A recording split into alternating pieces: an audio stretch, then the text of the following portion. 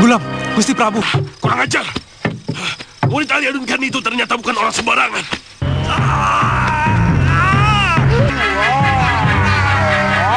Kawan dari murid Aliuddin Khan itu ternyata hebat juga, Guru.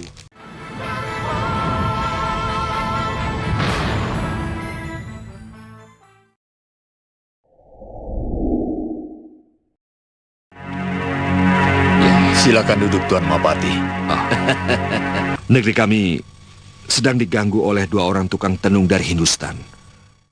Di awal episode ini, kita langsung disuguhkan dengan adegan yang sangat menarik, yaitu teluh sihir Bahadur yang sedang berputar-putar di atas kedaton Malwapati. Angling Dharma pun terlihat sedikit lengah, sebab ia pun tertidur malam itu di tilem sarinya. Sedangkan Gulam sedang berjaga-jaga apabila ada serangan gelap yang datang. Ternyata kiriman teluh tersebut pun menyerang dan merasuk ke tubuh Prabu Angling Dharma. Di bilik ruangannya, Gulam pun juga sama. Ia pun sedikit kaget ketika mendapati di lantai biliknya dipenuhi dengan banyak sekali kalajengking siluman.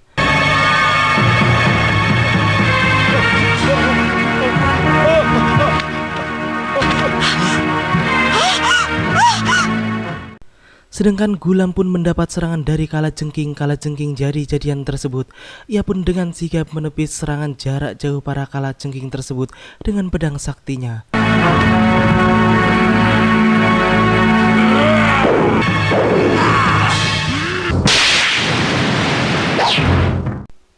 Sementara itu, Suliwa dan Salim yang sedang berjaga-jaga di luar ruangan pun menjadi terkejut mendengar teriakan Gulam, sehingga mereka pun cepat-cepat menuju bilik Gulam.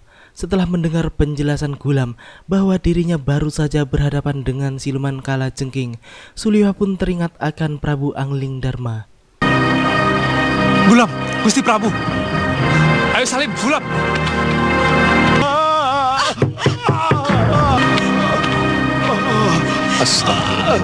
Gulam, cepat tolong Gusti Prabu. Gulam pun kemudian segera menempelkan tangannya pada perut sang Prabu. Ia pun segera menarik keluar paksa kalajengking kiriman tersebut dan melemparkannya sampai mati dan binasa. Kemudian sang Prabu pun bisa kembali sembuh seperti sedia kala.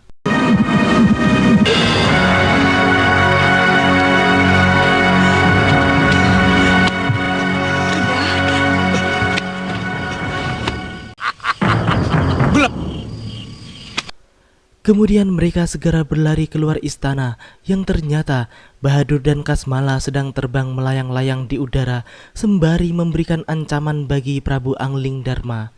Sedangkan Salim pun telah bersiap jika mereka menyerang. Namun mereka berdua ternyata kabur dari tempat tersebut.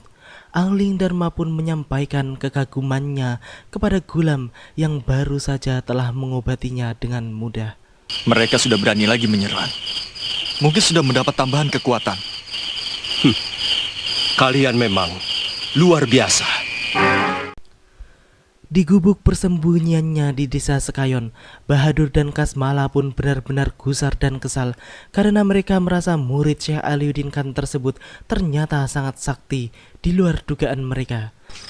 Mana arak beras lu lagi, Kasmala? Kurang ajar. Wanita Aliadun Khan itu ternyata bukan orang sembarangan. Kiriman kalajengkingku dia musnahkan dengan cepat. Sementara itu, Batik Madrim dan Ki Mundir serta 10 orang santri lainnya sedang melakukan perjalanan ke Malwapati. Namun, di tengah perjalanan, mereka dicegat dengan para perampok di sebuah hutan dekat Bojanegara. Batik Madrim dan para santri leran tersebut pun segera menghabisi perampok-perampok tersebut. Ketika mereka masih sedang bertarung, tiba-tiba Dewi Sintawati pun juga hadir di tempat tersebut dan segera membantu mereka ketika melihat Pati Batik Madrim bertarung menghadapi para perampok-perampok tersebut.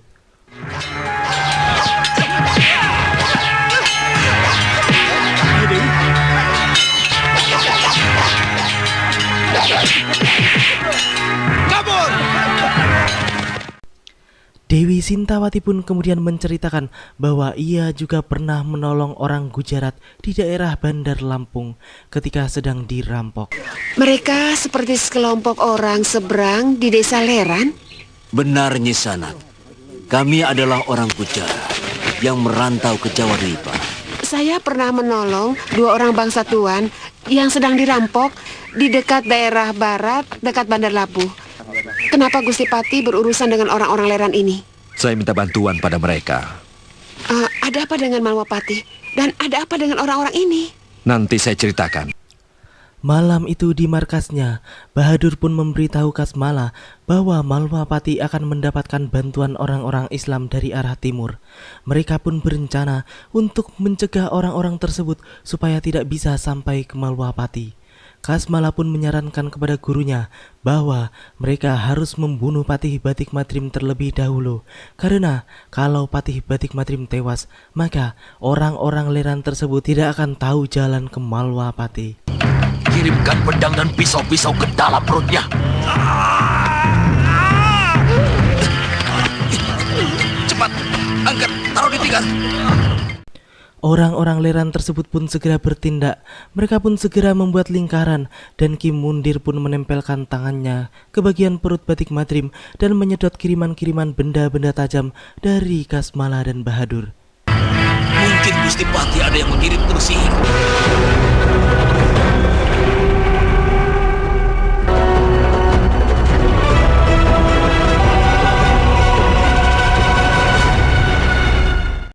Batik Madrim pun kaget ketika melihat Kim Mundir telah menarik barang-barang pusaka kiriman tersebut dari dalam perutnya.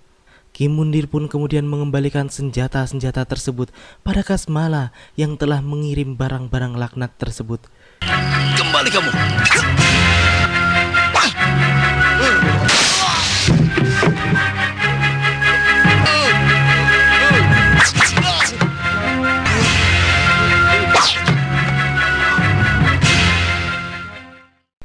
Setelah kejadian tersebut, Batik Madrim dan Kim Mundir pun tidak tidur untuk mengatasi hal-hal yang tidak diinginkan. Ketika sedang semedi, Batik Madrim pun segera menghampiri Kim Mundir dan menanyakan angin apa yang baru saja melewati mereka. Kim Mundir pun mengatakan bahwa itu adalah angin sihir. Namun Kim Mundir pun merasa bahwa angin sihir tersebut akan menyerang orang lain di kampung sekitar tempat tersebut. Batik Madrim pun menjadi setengah terkejut mendengar penuturan Kim Mundir tersebut. Angin apa itu, Ki Mundir?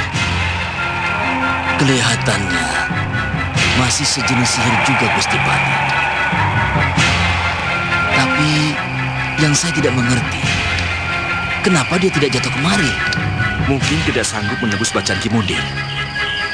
Mudah-mudahan saja bukan karena dia mau menyerang orang lain. Hah? Menyerang orang lain? Pagi itu, di kampung dekat Batik Madrim menginap semalam. Banyak warga yang kesurupan akibat angin sihir semalam. Para penduduk pun heboh dan bingung, tidak tahu apa yang harus mereka lakukan. Mereka pun akhirnya berbondong-bondong untuk pergi ke tempat Kirguna Mantra, dukun yang terkenal di desa tersebut.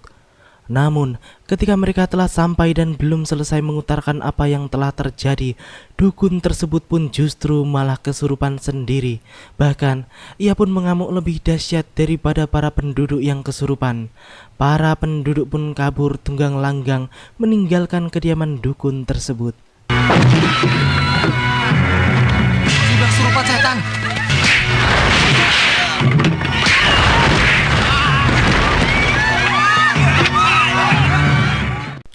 Sementara itu, rombongan Patih Batik Madrim pun pagi itu telah memasuki desa kesurupan tersebut. Kim Mundir pun merasakan hawa sihir di tempat tersebut. Kelihatannya daerah ini yang terkena angin sihir yang tadi malam itu, Gusti. Saya merasakan hawanya. Para penduduk yang melihat kehadiran mereka pun menjadi salah paham. Mereka mengira bahwa rombongan Batik Madrimlah yang mengacaukan desa mereka dengan mengirim teluh. Mereka semua pun menyerang rombongan Patih Batik Madrim. Namun pertarungan hanya berjalan sebentar karena kemudian Kim Mundir pun menjelaskan siapa mereka sebenarnya. Kim Mundir pun segera membuktikan omongannya dengan mencoba untuk menyembuhkan dukun desa tersebut yang sedang kesurupan berat.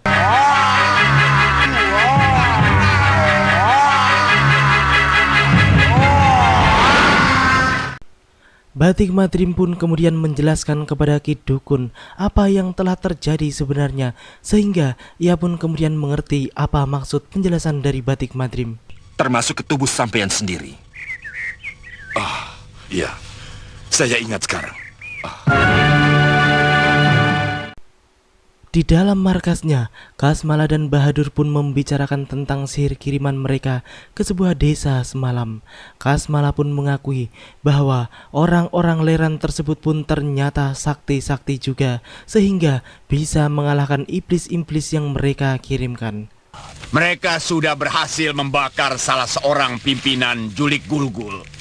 Kawan dari murid Aliuddin Khan itu ternyata hebat juga, Guru.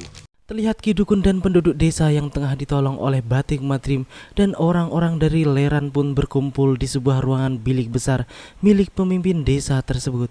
Mereka pun menyampaikan terima kasih yang sebesar-besarnya atas pertolongan yang telah diberikan. Batik Madrim pun kemudian memberikan pesan untuk Ki Begel pemimpin desa supaya melapor ke Malwapati jika terjadi serangan sihir atau teluh lagi di daerah Bojanegara tersebut. Kalau di Bojanegara terjadi gangguan makhluk halus, cepat lapor ke Malopati. Cari yang namanya Gulam atau Suliwa. Bisa juga langsung menghadap kepada Patih Batik Madrim. Baik, Kisanak. Tapi mudah-mudahan pengusiran yang dilakukan oleh rombongan Kisanak dari Leran ini membuat makhluk itu tidak kembali lagi.